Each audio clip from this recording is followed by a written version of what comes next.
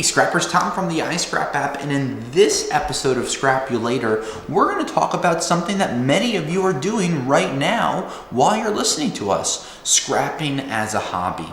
Now, we know that a lot of people do scrap full-time, or you have a full-time job, and think about it, if you're an electrician, a plumber, a roofer, a sider, when you pull out those old copper wires, when you pull out the old plumbing fixtures, when you're residing a house, all of these different metals need to be recycled. Now, of course, you could throw them in the dumpster and not think about them, but why would you do that when you can make more money with them? So without even knowing it, you're already a scrap metal hobbyist, right?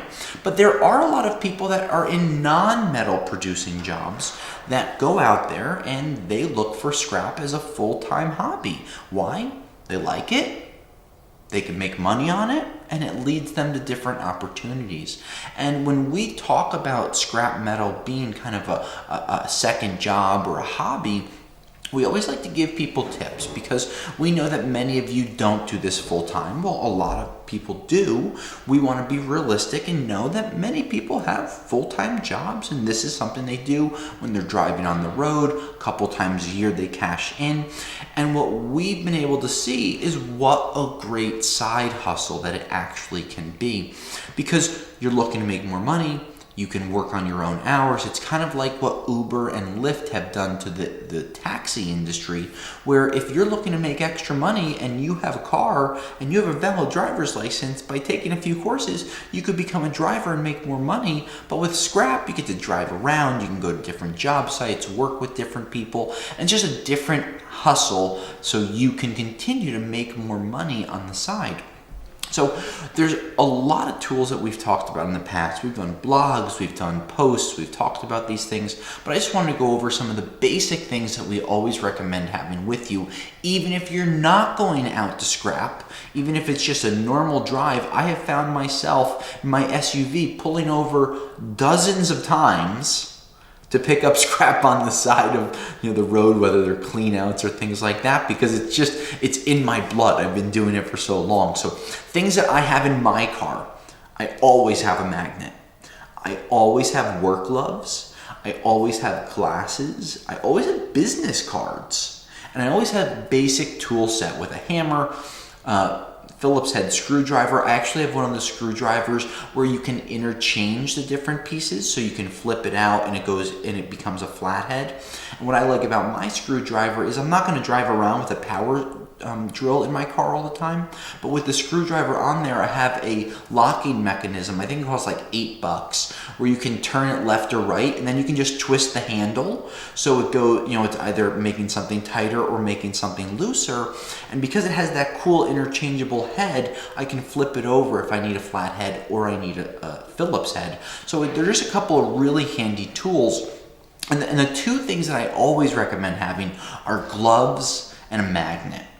Having a magnet where you think something is aluminum and it becomes steel, and steel prices might be low, so they're not worth your time. That's one thing. Second thing is always have gloves with you.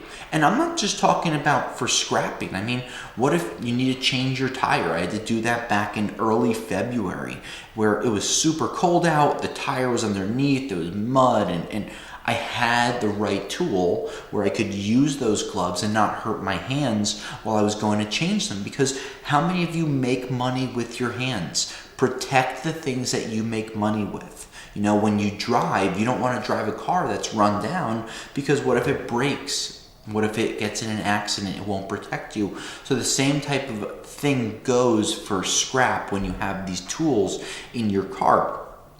Other basic tools you should have: a hammer. Hey, listen, who ever lost when they had a sledgehammer, a flathead screwdriver, and a pair of gloves? I mean, think about what you can do with that. You can put the screwdriver in there, you can hit it with the hammer while wearing your gloves, and you can take things apart. Maybe there's an old water heater. I was at my in-laws' house recently, and they had their old water heater changed, and there was a 2-foot piece of copper pipe on the end.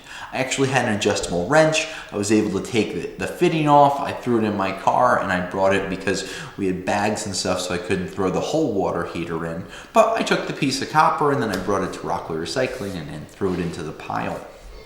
Now, a lot of people don't know about where or what to do, and of course we've talked about this before, but when you get to the scrap yards, let's say you have a load of light iron or steel, if you're not familiar with that scrap yard or you're starting off as a scrap hobbyist, go out of your car. Just say, hey, can I talk to someone? This is my first or second time. Can you just explain the process? Now, many of you are probably laughing, and you might even turn this podcast off right now because you're like, Tom, I've done this so many times. I don't need to know how to sell material to a scrapyard. But a lot of the people that haven't done this before do.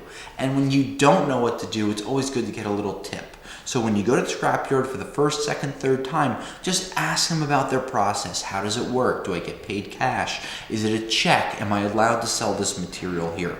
Do you buy this material? Some scrapyards don't buy steel. Some scrapyards don't buy catalytic converters. Some scrapyards don't buy air conditioners because different laws are in place. But one thing you always want to keep in mind, you always need to have your government issued ID.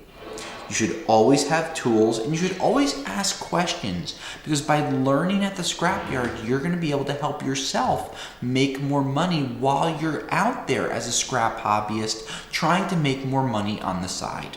So scrappers, we hope that this was helpful to help teach you what you should look for, what you should bring with you, and what you should always carry in your cars or your trucks while you go out scrapping. Any questions, ideas, comments, or other ideas for us to talk about things in our podcast, let us know. But until next time, I'll scrap you later.